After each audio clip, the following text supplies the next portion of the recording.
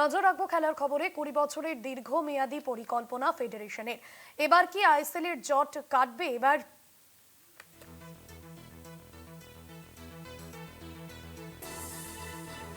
সম্মতির অপেক্ষা 29 ডিসেম্বর হতে পারে চূড়ান্ত সিদ্ধান্ত। সম্পূর্ণ নতুন কাঠামোয় হবে লিগ। প্রথম বছরের জন্য বাজেট 70 কোটি, লিগে প্রমোশন এবং রেলিগেশন থাকবে। ক্লাবগুলির সম্মতির অপেক্ষা। সেক্ষেত্রে আগামী বছরে কি আইএসএল এর জট কাটতে পারে 29 ডিসেম্বর চূড়ান্ত সিদ্ধান্ত নেওয়া হবে। 20 বছরের দীর্ঘ মেয়াদী পরিকল্পনা ফেডারেশনের। এবার কি আইএসএল এর জট কাটবে? এবার ক্লাবগুলির সম্মতির অপেক্ষা। 29 ডিসেম্বর হতে পারে চূড়ান্ত সিদ্ধান্ত। সম্পূর্ণ নতুন কাঠামোয় হবে লিগ।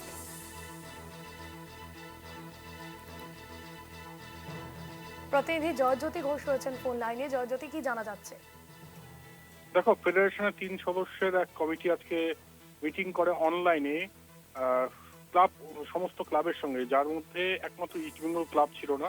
এবং একটা যে রফা সূত্র বের হওয়ার মানে আমরা আশা করছিলাম, সেটা বোধহয় একটা রে অফ হোপ দেখা গিয়েছে। এখনো পর্যন্ত যেটা জানা যাচ্ছে যে দীর্ঘমেয়াদী একটা প্রস্তাব পেশ করেছে সূত্র মারফত খবর, যে 20 বছরের মানে আগামী 20টা মরশুমের যাতে আইএসএল করা যায়, সেটার একটা ব্লুপ্রিন্ট কিন্তু আজকে দিয়েছে আইএসএল। মানে আইএসএল এর যারা এখন এই মুহূর্তে গার্জিয়ান, ফেডারেশন। এবং সেখানে পরিষ্কার বলা হয়েছে যে একটা সেন্ট্রাল একটা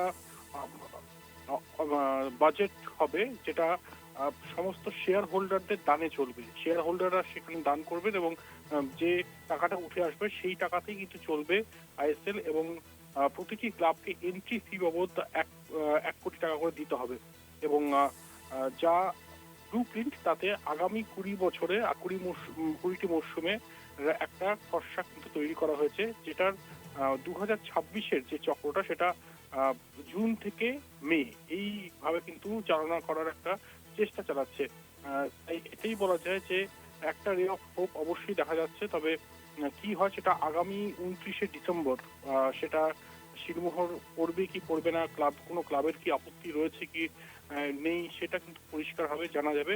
তবে যা জানা যাচ্ছে, ক্লাবও কিন্তু সম্মতি জানিয়েছে। আমি প্রথমেই যেটা বললাম, ইস্ট বেঙ্গল ক্লাব অংশগ্রহণ করেনি এই মিটিং এ, তবে বাকি ক্লাবদের তরফ থেকে কিন্তু একটা গ্রিন সিগন্যাল পাওয়া গিয়েছে। তাই বলাই যায় যে